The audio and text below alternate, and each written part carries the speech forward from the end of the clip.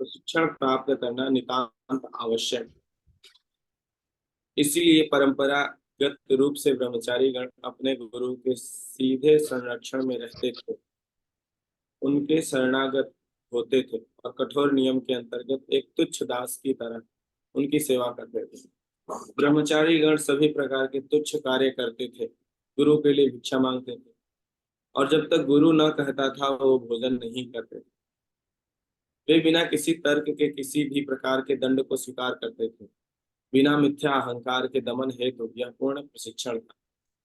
तो ये पहले जो गुरुकुल सिस्टम था द्वापर त्रेता सतयुग में, तो उस समय क्या होता था, स्टूडेंट गुरु के आश्रम में रहते थे और जो गुरु होते थे वो बहुत दक्ष होते थे। वो लगभग सारे शास्त्रों सारे पुराणों में अथाह ज्ञान होता था उनको, और वो गुरु के निर्देशन में होते थे। जैसे आज तो लोग डायरेक्ट गुरु से इतना नहीं मिल पाते, प्रश्न नहीं कर पाते, हमें गुरु केयर नहीं कर पाते, लेकिन पहले ऐसा नहीं था। पहले डायरेक्ट गुरु केयर करते थे। एक गुरु के पहले होते भी थे, ज्यादा शिष्य नहीं होते थे ज्यादा उस समय। और तो 100-200 मैक्सिमम हो गया, तब जाकर के किसी गुरु के से ज्यादा शिष्य होते, नहीं तो ज्यादा नहीं होते। अलग अलग गुरु ढेर सारे गुरुकुल होते थे, तो वो केयर करते थे, डायरेक्टली उनको नॉलेज प्रदान करते थे और बड़े कठोर नियम होते थे।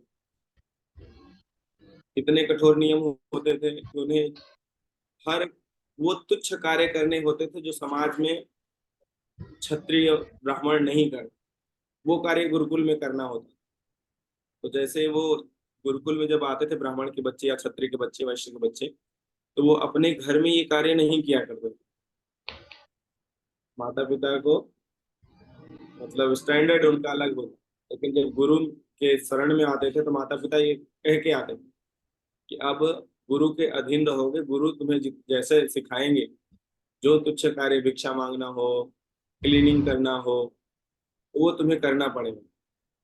अगर वो नहीं करता था तो गुरु दंड भी देते थे। तो ऐसा नहीं था वो भाग करके फिर घर चला जाए, घर भी जाता था तो फिर माता पिता ला के वहीं रख देते थे और कह देते थे कि जब तक ट्रेनिंग तुम्हारी पूरी नहीं होगी घर तुम्हें आना ही नहीं है। मतलब माता पिता भी स्ट्रिक्ट होते हैं, ऐसा नहीं कि मोह में स्नेह में वो ममता के चक्कर में बच्चे को रख ले कहीं दूसरे गुरुकुल में रिश्तेदार, ये गुरुजी बड़े टाइट है, ऐसा नहीं था। और वो जब भिक्षा मांग के आते थे तो खा भी नहीं सकते, सुबह सुबह भिक्षा मांगने निकल जाते थे मधुकरी करने। तो जो प्राप्त होता था तो ज्यादातर आइटम बने बनाए मिलते थे, ऐसा नहीं आटा दाल चावल मिल जाता था भिक्षा में, नहीं, उनके पूरी सब्जी रोटी पकवान ये सब मिलते थे भिक्षा में मधुकरी में करने में। तो अब भूख लगी रहती थी बच्चों को, लेकिन अब गुरु का आदेश है या एक सिस्टम है कि जब तक गुरु ना कहे तब तक आपको खाना नहीं है। जितना भी आपने भिक्षा कलेक्ट किया है उसको पहले गुरु को अर्पित करना है, फिर गुरु कहेगा तो खाना है। तो इतने कड़े नियम बच्चे पालन करते थे, सोचिए छोटे छोटे बच्चों को इतना नियम समझ नहीं आता, एक तो भूख लगी है तो खा लेते हैं। लेकिन उस समय की जो कठोर नियम होते थे, गुरु का आदेश होता था, वो पालन करते थे बच्चे, और जो पालन नहीं करता था उसको दंड दिया जाता। और दंड के समय उसको ऐसा नहीं था कि दंड दिए और वो तर्क वितर्क करे, अरे ये तो भूख भूख लगी थी, हमने कुछ गलती थोड़ी किया है, भूख लगी तो खा लिए, नहीं, कुछ तर्क नहीं। जो गुरुजी दंड दिए स्वीकार कर लेते थे बच्चे। वो ये नहीं पूछते थे कि मेरी किस गलती के कारण मुझे दंड दे रहे हैं, नहीं, गुरुजी ने दंड दिया है मतलब किसी ना किसी गलती के लिए ही दिया होगा, ऐसी आशा रख के वो दंड स्वीकार करते थे चुपचाप। और अपने मिथ्या अहंकार, अपने ईगो को, अपनी जो हमारी होती है ना एक ईगो अंदर, तो उसको वो दमन करते थे। ठीक है मेरे घर पे क्या परिस्थिति थी, मैं राजा का बेटा था, क्षत्रिय था, ब्राह्मण था, लेकिन यहाँ इतना तुच्छ कार्य कर रहा हूँ और ऊपर से थोड़ा सा रोटी खा लिया तो इतनी पिटाई, तो सहन करते थे, टॉलरेट करना सीखते थे बच्चे। आजकल लेकिन ये नहीं है, पहले के लिए था, आजकल के लिए देखिए क्या है। आजकल यद्यपि इस कठोर का अनुशासन संभव नहीं है, फिर भी हमारा आंदोलन शैक्षिक है। तो जो इस कौन है, ये इस पर आधारित है, शिक्षा पर आधारित ज्यादा है। और प्रशिक्षण प्रदान करने के लिए कृष्ण भावना में प्रशिक्षण इतना शक्तिशाली है कि यह शीघ्र ही पतित से पतित व्यक्ति को महात्मा बना देता है। तो हमारे यहाँ जो है, जो नियम या जितने भी रूल रेगुलेशंस हैं, ये हम इसलिए फॉलो करते हैं ताकि हम प्रॉपर अच्छे से एजुकेशन ले सकें, ज्ञान हो। तो जो ये संस्था है ये ज्ञान पे बेस्ड है। इसका आधार ही है शिक्षा। जो लोग अन्यों की सहायता कर सकते हैं, यह उनका कर्तव्य है कि वे ऐसा करें जिससे जिसके पास आध्यात्मिक ज्ञान है किंतु कृपणता बस अन्यों को नहीं करती। तो जैसे अन्य संस्थाएं हैं ना, तो अन्य संस्थाओं में कई ज्ञान भी होते हैं, तो वो अपना भजन करते हैं, अपना साधना करते हैं। कहते हैं हम ज्ञान बांटेंगे तो क्या होगा, उनको फिर केयर करना पड़ेगा, फिर हमारा भजन खराब होगा।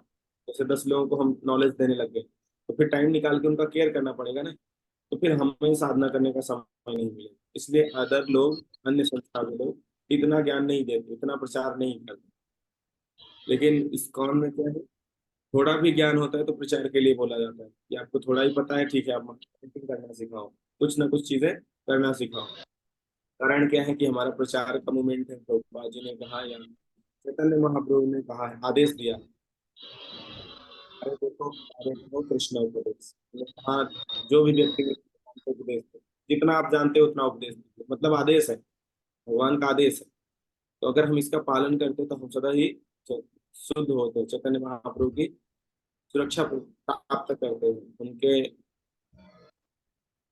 उनका हमारे पर कवरिंग है, मतलब चैतन्य महाप्रभु का हम पर एक प्रकार से चैतन्य महाप्रभु का कवरिंग है, मतलब भगवान हमें देख रेख कर रहे हैं। तो हम अगर बहुत पतित भी हो जाते हैं तो भी चैतन्य महाप्रभु की जो ट्रेनिंग है एक दिन हमें शुद्ध कर देती है। फिर अदर संस्थाएं हैं, जो अन्य संस्थाएं, वो संस्थाएं तपस्या के लिए कार्य हैं कि बहुत तपस्या करते हैं, थोड़ा तपस्या, कम खाते हैं, कम पहनते हैं, कम सोते हैं, बहुत सारी चीजें करते हैं। लेकिन हमारी संस्था में ऐसा नहीं है, बहुत कम खाना है, कम सोना है, नहीं। प्रॉपर युक्ताहार विहारस्य, तो भगवान ने बोला ये भगवद गीता में, मतलब हमें प्रॉपर नींद भी लेनी है, प्रॉपर खाना भी है। युक्ताहार विहारस्य युक्त चेष्टस्य कर्मसु, जितना आवश्यक है उतना कार्य भी करना है। तो इन सब का उद्देश्य है शिक्षा। अगर आप हम जितना खा रहे हैं, सो रहे हैं, काम कर रहे हैं और शिक्षा नहीं ले पा रहे, ज्ञान नहीं विकसित कर पा रहे, तो कोई फायदा नहीं। ज्ञान विकसित हो रहा है हमारा, उस ज्ञान को हम अपने जीवन में उतारने का प्रयास कर रहे हैं, तो ये सबसे उत्तम।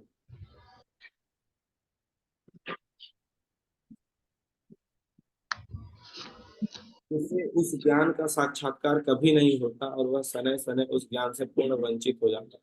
तो ये उसकी बात कह रहे हैं, जो अन्यों की सहायता कर सकते हैं, यह उनका कर्तव्य है, पर वह ऐसा करें, लेकिन आध्यात्मिक ज्ञान है, लेकिन कृपणतावश वो ऐसा करते नहीं है। जिनके पास ज्ञान है ना, वो ध्यान देते नहीं, तो इससे क्या नुकसान होगा उनको, वो धीरे धीरे धीरे धीरे अपने ज्ञान से च्युत हो जाएंगे, मतलब जो उनको ज्ञान है वो ज्ञान भूल जाएंगे। क्यों? क्योंकि ज्ञान आप जानते हैं बार बार देने से क्या होता है, ज्ञान रिफ्रेश रहता है, ताजा रहता है। अगर आपने एक बार ज्ञान ले लिया और उसको रिपीट नहीं कर रहे, बार बार रिपीट नहीं कर रहे, तो वो ज्ञान क्या हो जाएगा, पुराना हो जाएगा, फिर समय आने पे काम नहीं देगा। तो इसलिए ज्ञान को बार बार रिपीट करना, बार बार उसको दोहराना चाहिए, तो फ्रेश रहता है। और जब फ्रेश रहता है ज्ञान, तो वो हमें परिस्थिति में काम आता है। नहीं परिस्थिति आएगी तो हम ज्ञान भूल जाएंगे। इसलिए अपने हित तथा अन्यों के हित के लिए हमें प्रचार करना, शिक्षा देना, प्रशिक्षण देना। भक्त अगर उत्सुकता पूर्ण पूर्वक इस अद्भुत कृष्ण भावनामृत आंदोलन में इस आशा से सम्मिलित हो रहे हैं कि उन्हें श्री कृष्ण के चरणारविंद प्राप्त होंगे। यदि ज्येष्ठ भक्तगण उन्हें पथ पर स्थित होने में मदद नहीं करेंगे तो फिर कौन करेगा?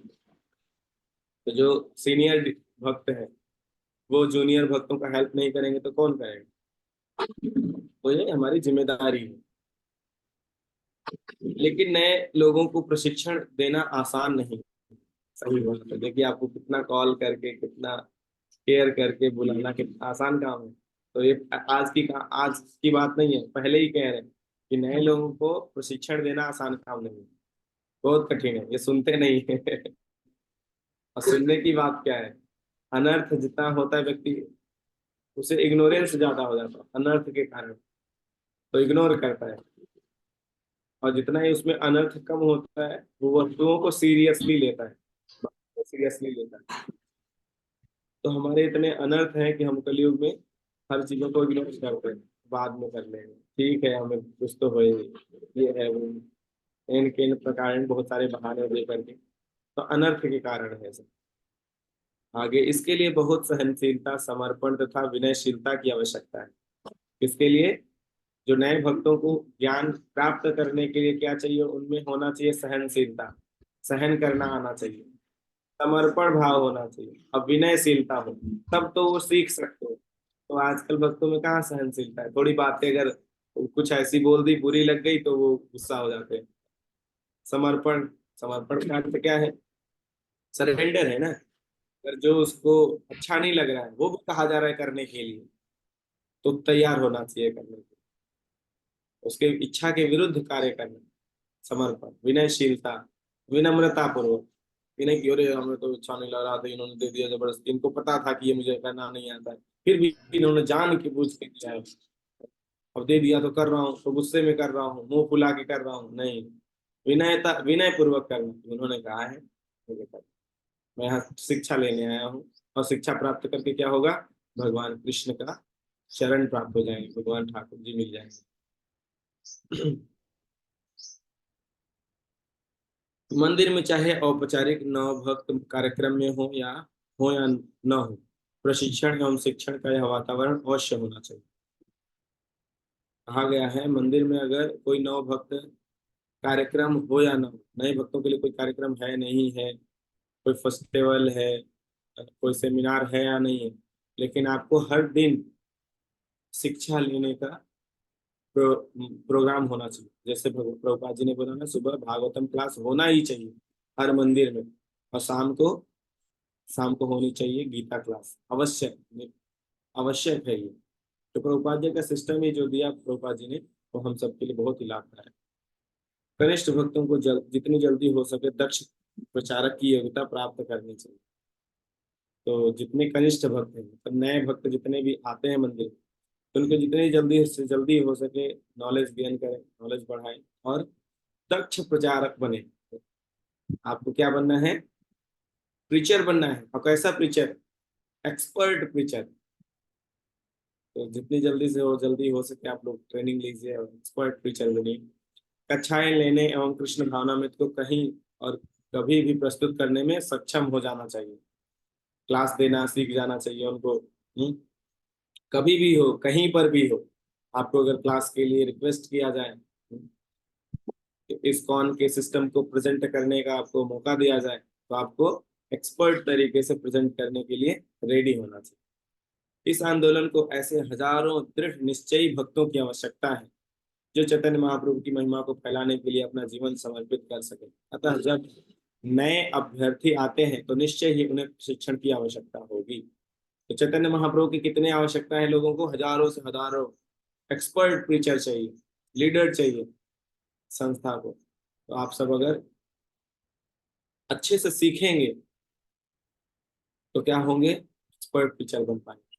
तो आपको अच्छे से सीखने के लिए सबसे अच्छा उपाय तो अभी है बुक रीडिंग, क्योंकि प्रभुपाद जी का जो टीचिंग है वो बहुत प्रभावशाली है। आपको क्लासेस बहुत कम ही सुन पाते हैं, हफ्ते में एक बार, हफ्ते में 2-3 बार, है? लेकिन बुक रीडिंग ही हमें बहुत पावर देता है। और बुक रीडिंग को अप्लाई कैसे करना है, ये इसके लिए आपको क्लास हो गई, काउंसलर हो गया, हेल्प चाहिए बस। लेकिन आपको सबसे ज्यादा हेल्प करेगा बुक रीडिंग, बुक्स से। फिर आपको लेक्चर्स भी सुनने होंगे। आगे श्रील प्रभुपाद अपने शिष्यों को सदैव शिक्षण देते रहते थे। हम कृष्ण भावना मृत के विषय में तथा मनुष्यों की तरह रहने के विषय में जो भी जितने जानते हैं, वह इसलिए कि श्रील प्रभुपाद के प्रतिदिन हर क्षण में हमें निर्देश देने का कष्ट उठाए। तो जय भक्ति विकास स्वामी महाराज जी ने बुक लिखा है, तो वो अपना रियलाइजेशन शेयर कर कि मैंने जो ये सब लिख रहा हूँ, जो मुझे ज्ञान है, ये इसलिए है क्योंकि श्रील प्रभुपाद हमें हर समय निर्देश देने के लिए, हर समय हमें नॉलेज देने के लिए प्रयास करते थे, इतने वृद्ध थे, इतना कम समय होता था, फिर भी वो हमारे लिए टाइम निकाल करके हमें शिक्षा देते थे, कष्ट उठा करके शिक्षा देते थे। इसी कारण हम इतने नॉलेज मिल पाया हमें, या हम आज तक हैं। मतलब भक्ति विकास स्वामी महाराज जी कह रहे हैं। सरोज प्रभु, नींद आ गई आपको लग रहा है? सरोज प्रभु, हरे कृष्णा। देखिए, नींद मारने नहीं नहीं प्रभु, नहीं सरोज प्रभु, नहीं। प्रभु, नहीं नहीं नहीं, नींद नहीं आया। आप बोले। नींद नहीं आया, नहीं आया प्रभु, नहीं आया, नहीं आया। मान लेते हैं आपने सुना आप 3 बजे उठ जाते हैं, तो 3 बजे उठ करके सोएंगे तो ठीक नहीं, आप 4 बजे उठिए, कोई बात नहीं, 4:30 बजे उठिए, नहीं नहीं प्रभु, लेकिन हाँ हाँ, कोई बात नहीं, मेरे थोड़ा ऑफिस का नींद भी टाइम, जरूरी। प्रभु मेरे ऑफिस का टाइम यही है, मैं ऑफिस निकल जाता था। नहीं आएगा। तो यदि, हाँ, यहाँ कह रहे हैं, ठीक है। वह इसलिए प्रभुपाद हर दिन, हर क्षण कष्ट उठाए ज्ञान देने के लिए। उन्होंने अपने शिष्यों को प्रशिक्षित किया जिससे वे अन्य भक्तों को प्रशिक्षित कर सकें। यही गुरु शिष्य परंपरा है। इसलिए प्रभुपाद, जब तक आप उन्हें प्रशिक्षित न करें, व्याख्यान देने से क्या लाभ?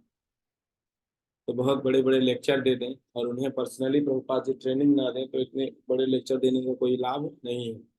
इसलिए प्रभुपाद हर सेंटर्स में जाते थे, पर्सनली उनको ट्रेनिंग देते थे, या पर्सनल आचरण, उनका इतना आचरण ही था प्रभुपाद जी का कि लोग देख करके ही बहुत प्रभावित होते थे, प्रभुपाद को जान देने के लिए तैयार हो जाते थे, प्रभुपाद का स्वभाव देख करके। यदि कृष्ण यह देखते हैं कि हम अपने भक्तों की देखभाल करने में गंभीर हैं, तो वे नए नए लोगों को हमारे पास भेजेंगे। तो नए नए लोगों को कब भगवान भेजेंगे?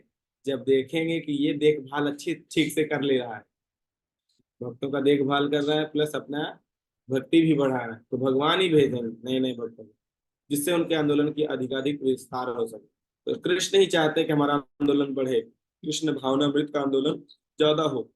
तो कौन कृष्ण भावनामृत आंदोलन में कौन भेजेगा लोगों को? तो भगवान ही भेजेंगे ना। वही चाहते हैं कि यहाँ हजारों हजारों एक्सपर्ट टीचर हो, तो एक्सपर्ट टीचर हम कहाँ से लाएंगे? तो भगवान ही भेजते हैं, किसी ना किसी के माध्यम से भक्त के।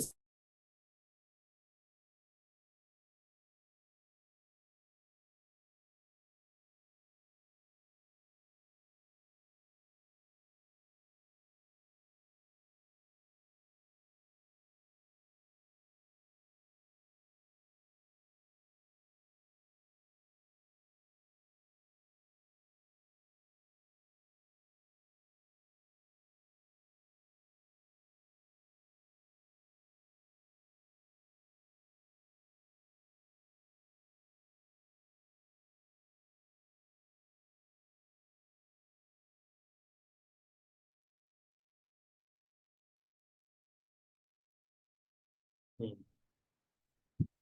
तो गतिशील केंद्र बनाना जरूरी है। गतिशील का अर्थ होता है मूवमेंट, मूव करते रहना चाहिए, ये मूवमेंट, ये कार्यक्रम। तो मूव कैसे करेगा ये? जब ये यहाँ के भक्त एक्टिव रहेंगे, तो सीनियर भक्त जूनियर भक्त को लाएंगे, फिर वो जूनियर भक्त सीनियर बनेगा, फिर जूनियर भक्त आते रहेंगे। मतलब ये चलते रहना चाहिए, ज्वाइन होते रहना चाहिए। और जो बड़े भक्त हैं वो जा जा करके मुंह अलग अलग केंद्रों में जा करके ट्रेनिंग दें। तो सदैव भक्त आते रहना चाहिए। अगर आना बंद हो गया, मतलब पानी का प्रवाह बंद हो, पानी का प्रवाह बंद हो गया, तो फिर मूवमेंट नहीं होगा, फिर वो पानी धीरे धीरे स्थिर होगा, गंदा होगा। तो पानी आते रहने का अर्थ क्या है? भक्त ज्वाइन करते रहे, हमेशा भक्त आते रहे, आते आते रहे, नए भक्त और पुराने भक्त अलग अलग मंदिरों में, अलग अलग सेंटरों में जा जा करके मैनेजमेंट देखना या प्रीचिंग करना, ट्रेनिंग देना, ये कार्य करें, ताकि नए भक्त भी वो ट्रेनिंग ले सके। ठीक है। अगला है, इतने अधिक विधि विधान क्यों? अलग अलग संस्था के लोग पूछते हैं कि इस्कॉन में इतने सारे नियम रूल रेगुलेशन क्यों है? भगवान तो प्रेम करना चाहिए, भगवान को प्रेम से भगवान को जीता जा सकता है, भगवान तो प्रेम चाहते हैं, भगवान तो भावना के भूखे हुए हैं, लेकिन इतने नीति नियम किस लिए? तो चर्चा करते हैं। सारे भक्तों को, विशेषतया ब्रह्मचारियों तथा सन्यासियों को, कुछ निश्चित नियमों का पालन करना होता है, जो किसी भी भौतिकवादी को आश्चर्यचकित कर देगा। तो सही बात है, जितने भी भौतिकवादी भक्त हैं वो आश्चर्य में हो जाते हैं कि ये तो इनकी भयंकर लीला है। अभी एकादशी थी, 2 दिन बाद फिर निर्जला पकड़ा दिए इन्होंने। अभी था ना, एकादशी था 19 तारीख को, सबने व्रत रखा। फिर आ गई नरसिंह चतुर्दशी, फिर व्रत रखना है।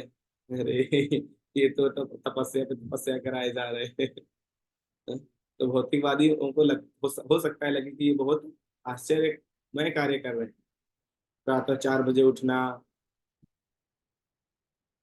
पहले उठना, सेवा के लिए जाना, अर्चा विग्रह को प्रणाम करना, और इस प्रकार पूरे दिन कुछ न कुछ करना। तो ऐसे भक्त का जीवन ऐसे ही होता है। सुबह जल्दी उठ जाएगा, उठने के बाद वो अपनी सेवाओं को कंप्लीट करेगा, जप करेगा, एक जगह बैठ करके भगवान की सेवा करेगा। तो कुछ ना कुछ कार्य वो दिन भर करता रहता है। संप्रदाय विरोधी लोग चिल्लाते हैं, तो जो दूसरे संप्रदाय के लोग हैं वो हम पर नाराज होते हैं, इस्कॉन वालों पे नाराज होते हैं। यह तो दुर्बल मस्तिष्क वाले मूर्खों का मनोमार्जन है। वो लोग क्या कहते हैं? ये लोग मूर्ख हैं, इनको पता नहीं है कि भगवान को किस प्रकार से प्राप्त करना है।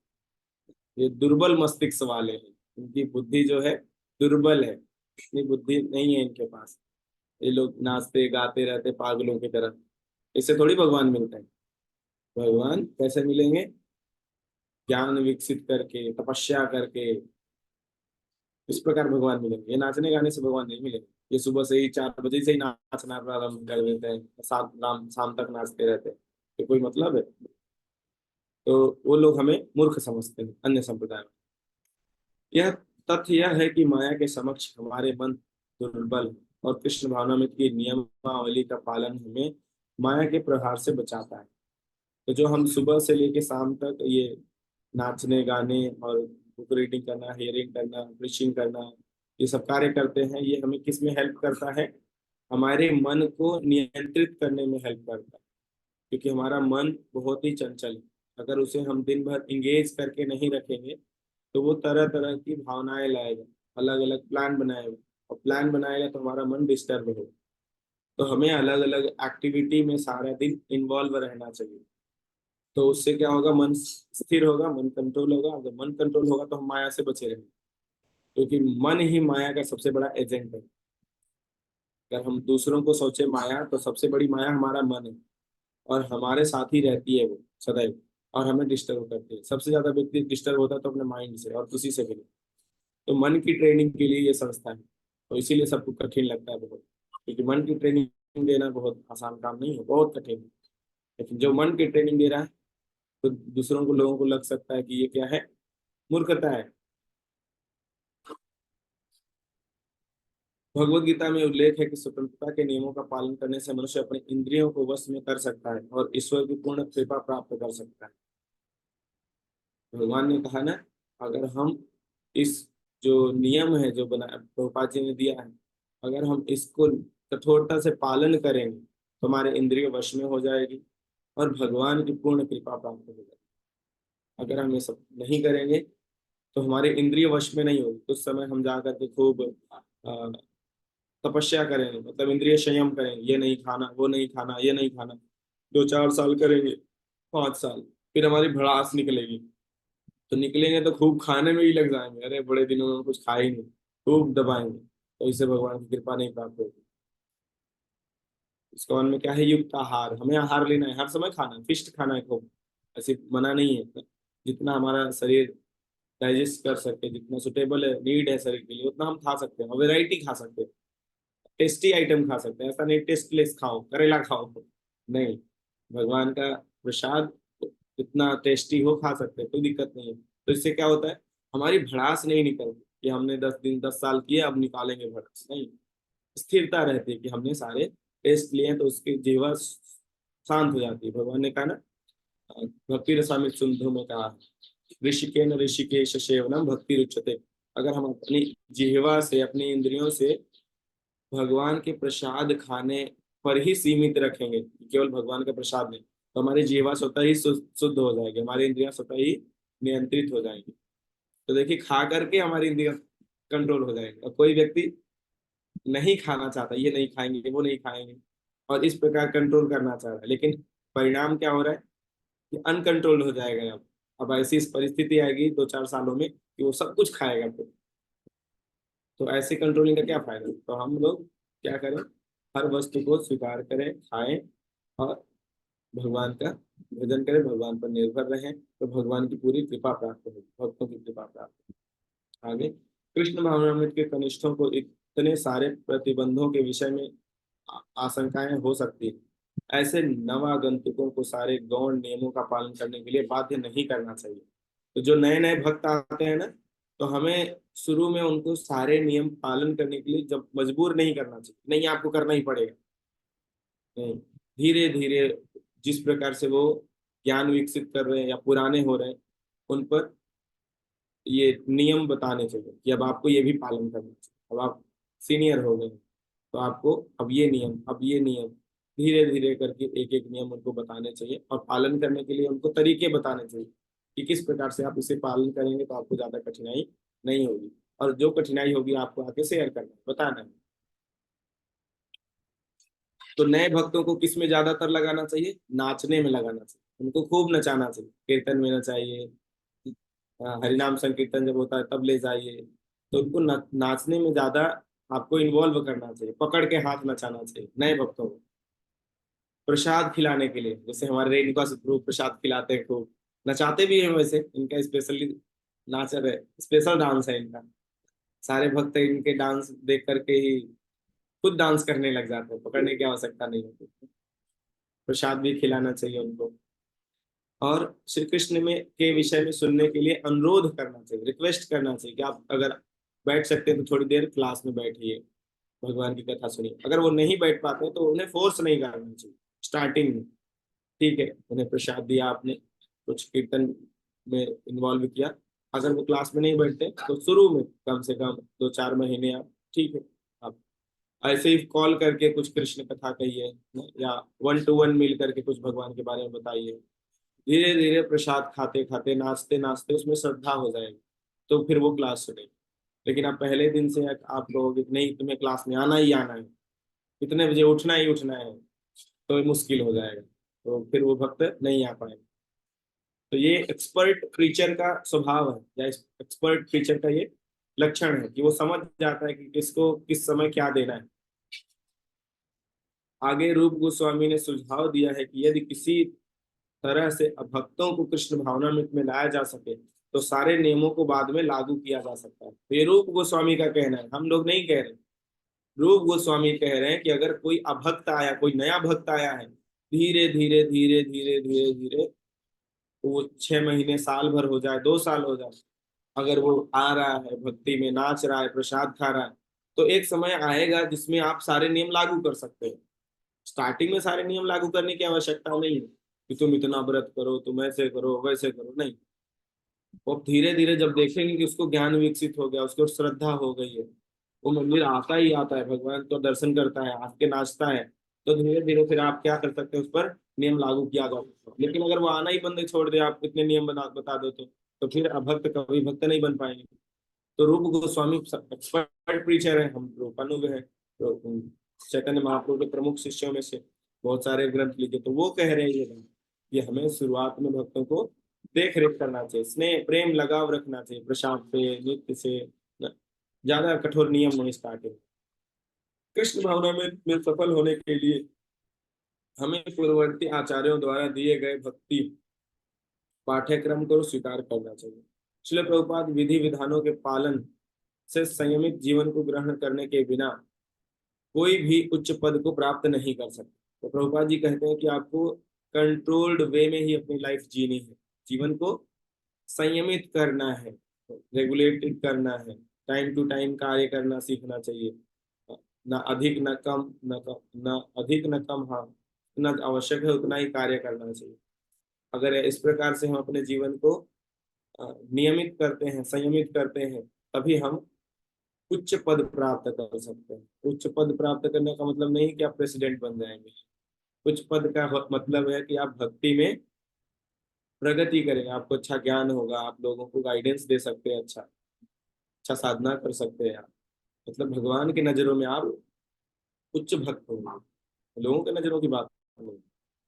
जब किसी महत्वाकांक्षी भक्त को इसका अनुभव होता है तो वह सहर्ष कृष्ण भावनामृत का कठोर अभ्यास करने लगता है। तो देखिए धीरे धीरे भक्त इसका अनुभव करते हैं और उनको उत्साह आता है, तो धीरे धीरे वो नियम पालन करने को उत्साहित रहते हैं कि हाँ प्रभु जी और कोई नियम है बताइए, किस प्रकार से अच्छे से नरसिंह चतुर्दशी पालन किया जा सकता है, और क्या करूं प्रभु जी। कई भक्त पूछते हैं, तो क्यों पूछ रहे हैं, उनको उत्साह आ रहा है इन सब कार्यों में। नए तथा अनिच्छुक अभ्यर्थी तथा पर तपस्या के लिए बल देना अच्छी नीति नहीं है। कह रहे हैं ना, नए अनिच्छुक, जिनकी इच्छा ही नहीं है भक्ति में आने की, नए नए आए हैं, अब उन पर आप तपस्या के लिए ज्यादा बल दे रहे, जोर दे रहे तपस्या कीजिए, तो ये अच्छी तरकीब नहीं है प्रीचिंग करने का। किंतु जिन्होंने दीक्षा लेना स्वीकार किया है उन्हें गंभीर बनना चाहिए, अन्यथा दीक्षा का कोई अर्थ नहीं है। तो ऐसा नहीं कि हमेशा हमें उन्हें प्रेम ही देते रहना है, स्नेह ही देते रहना है, कि वो आ गए भाई अभी तो नए हैं, नहीं है, नहीं। वो प्रणाम मंत्र ले लिए मान लेते हैं ना, तब उनको अब कठिन आप कड़ाई कर सकते हो, उनको उन पे पूरा बता सकते हैं आपको ये नियम पालन करने ही है। क्योंकि जैसे माँ होती है 5 साल तक बच्चों को केयर करती है, प्रेम देती है, स्नेह देती है, ममता देती है, लेकिन उसके बाद कान पकड़ती है और छड़ी उठाती है। कोई गलत कार्य करने पर छड़ी भी मिलता है। तो उसी प्रकार हमें नए भक्तों को प्रेम देना है, स्नेह देना है, प्रसाद देना है, लेकिन कब तक प्रेम स्नेह देते रहेंगे। एक समय आ जाएगा जब वो व्यक्ति दीक्षा लेने के लिए तत्पर है कि हमें दीक्षा लेना है, मैं गुरु के शरण में जाऊंगा और मैं भगवान को प्राप्त करना ही मेरा जीवन का उद्देश्य है। अब उसको प्रणामंत्र दिलाने के बाद अब उसे स्ट्रिक्ट ट्रेनिंग होनी चाहिए। अब उन्हें सारे नियमों को पालन करने के लिए आपको कहना पड़ेगा, बल दीजिए, फिर आपको करना ही पड़ेगा। तो भक्ति वो धीरे धीरे मिच्योर होगा, और वो जा नहीं पाएगा क्योंकि आपने उसे बचपन स्टार्टिंग में स्नेह दिया है, प्रसाद खिला के एन के प्रकार आपने स्नेह दिया। तो अब आप उसे डांटेंगे तो डांट आपकी सुनेगा, अन्यथा शुरू में ही डांटेंगे तो फिर तो भाग ही जाएगा। आगे श्रील प्रभुपाद अपने शिष्यों को सदैव प्रशिक्षण देते रहते थे। हम कृष्ण भावनामृत के विषय में तथा मनुष्यों की तरह रहने के विषय में जो भी जानते हैं वह इसलिए अच्छा तो हो गया था, इतना विरोध हो गया। हाँ, श्रील प्रभुपाद कृष्ण भावनामृत कठिन नहीं है। श्रील प्रभुपाद कहते हैं कृष्ण भावनामृत कठिन नहीं है, यह कठिन कठिन है संकल्प। यह संकल्प तपस्या से आता है, इसलिए इतने नियमों का पालन करने से आप दृढ़ संकल्प होंगे, अन्यथा माया के शिकार बनेंगे। ये नियम आपको संकल्प में दृढ़ रखने के लिए है, यदि आप इसका पालन नहीं करते तो आपका पतन हो जाएगा। तो ये सार है इस पूरे टॉपिक का। तो प्रभुपाद जी कह रहे हैं कृष्ण भावनामृत कठिन नहीं है। कठिन क्या है? कठिन है संकल्प लेना। संकल्प लिया जाए मैं 4 बजे उठूंगा, अगर आप ऐसा संकल्प लेते हैं, मैं 16 माला जप करूंगा, ये मैं संकल्प लेता हूँ, मैं भगवान राधा रानी वैष्णव को साक्षी मान करके मैं संकल्प लेता हूँ कि मैं आज से 16 माला जप करूंगा, या आज से मैं 2 ही माला जप करूंगा, नए भक्तों के लिए 4 माला जप करूंगा, ऐसा संकल्प लेना है। संकल्प पूर्वक भक्ति करने से भक्ति में प्रगति होती है। हमें संकल्प लेना है कि आज से मैं भोग लगा के ही खाऊंगा, भगवान का प्रसाद के अलावा नहीं खाऊंगा, बाहर का कुछ नहीं खाऊंगा, ऐसा संकल्प लेना है। और संकल्प लेने के बाद प्रार्थना करना है कि मुझे प्रभु मेरे इस संकल्प को सफल बनाइए, आप मदद कीजिए जिससे कि मैं इस संकल्प में सफल हो सके। सदैव प्रार्थना करते रहना, याद दिलाते रहना कि मैंने ये संकल्प लिया है और भगवान आप मदद कीजिए। ये नहीं संकल्प लेके भूल गया, संकल्प ऐसा लेना चाहिए कि याद रहे। आप उसे रिपीट भी कर सकते हैं हफ्ते में कि मैंने ये संकल्प लिया है, और फिर साथ साथ भगवान के निर्भरता, भगवान पर निर्भर होकर पालन करने का प्रयास कीजिए। ये नहीं कि मेरे में शक्ति है मैं कर सकता हूँ, तो फिर अहंकार आएगा, कुछ नहीं मिलेगा। आप पालन तो करेंगे नियमों को, लेकिन आप जूनियर भक्तों को डांटेंगे, अपना दिखाएंगे, हाँ मैं ऐसा हूँ, नहीं। आपको विनम्रता पूर्वक भगवान को धन्यवाद देना है कि भगवान आपकी वजह से मैं कुछ पालन कर पा रहा हूँ, और भक्तों की वजह से, तो आपको अहंकार नहीं आए, आपको फायदा होगा। तो निर्भर होकर के नियमों का पालन करना है, ठीक है। तो संकल्प कैसे आएगा? तपस्या से आएगा। तपस्या करेंगे तो आपको संकल्प लेने में उत्साह आएगा, हाँ मैं संकल्प लिया, संकल्प पूरा होगा। तपस्या कैसे करेंगे? तपस्या यही है, जैसे कल किया, व्रत किया आपने, तपस्या है। सुबह उठना तपस्या है, एक जगह बैठ के जप करना तपस्या है। केवल भगवान का प्रसाद ही खाना तपस्या है। अन्य कुछ बाहर का नहीं खाएंगे, केवल भगवान का भोग लगा हुआ ही आइटम खाएंगे, ये तपस्या है। तो इससे क्या आएगा आपको? संकल्प लेने में उत्साह आएगा, दृढ़ता आएगा। तो आप संकल्प लेंगे, तो संकल्प लेकर के कार्य करेंगे, भक्ति करेंगे, तो भक्ति में प्रगति होगी। माया आपको कभी डिस्टर्ब नहीं कर पाएगी, माया के शिकार नहीं बनेंगे आप। अगर ऐसा नहीं करेंगे तो आपको पतन होगा या फॉल डाउन होगा, या हम भक्ति में प्रगति नहीं कर पाएंगे। पतन का अर्थ क्या है? भक्ति में प्रगति ना करना और हमारा माला वाला छूट जाना, यही पतन है। ठीक है, तो हम यही करते हैं समाप्त, क्योंकि अगला टॉपिक थोड़ा है प्रमाणिक प्रणति तथा गुरु शिष्य संबंध। आप सबके पास समय है? हरे कृष्ण प्रभु जी, धन्यवाद ऐसे प्रणाम। करते। हरे हाँ कृष्ण बोलिए। प्रभु जी, आज यहीं तक करेंगे तो चले। ठीक है, ठीक। कोई प्रश्न है तो आप प्रश्न पूछ सकते हैं। एक दो भक्त नए आए हमने देखा इसमें, चंदन कृष्ण दास। चलिए, आपने अपना नाम खुद ही एडिट कर लिया या फिर मैं ही भगवान का दास हूँ? अच्छा है। हाँ देवांश प्रभु बोलिए। डर लगेगा हरे पेड़, मैं कृष्ण। तो आपके पेड़ के पास पिटाई करूंगा अभी। हाँ बोलिए देवांश प्रभु। आवाज नहीं आ रही आप।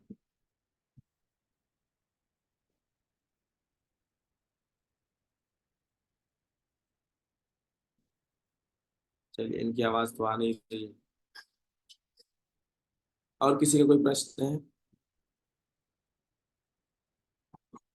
नहीं है तो धन्यवाद। हाँ सरोज प्रभु, कुछ जगन्नाथपुरी, अच्छा जगन्नाथपुरी का यात्रा छोड़ दो, क्योंकि रथ यात्रा तो हमारे मंदिर में हो रही 7 तारीख को।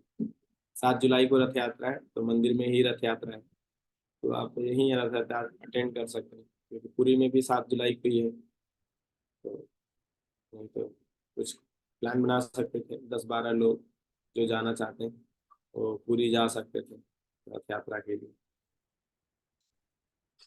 हाँ बोलिए देवांश प्रभु, आपका आवाज तो आ नहीं रहा, आप हैंड रेज कर।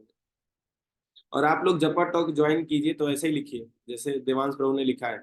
एनजीडी देवांश यादव, ऐसे पहले एनजीडी, एनजीडी हर्षित, ऐसे एनजीडी अजीत कुमार, ऐसे ही गौरव प्रभु आप भी, एनजीडी पंकज, एनजीडी राहुल, ऐसे ही सुजीत, अच्छा लिखा आप लोगों ने।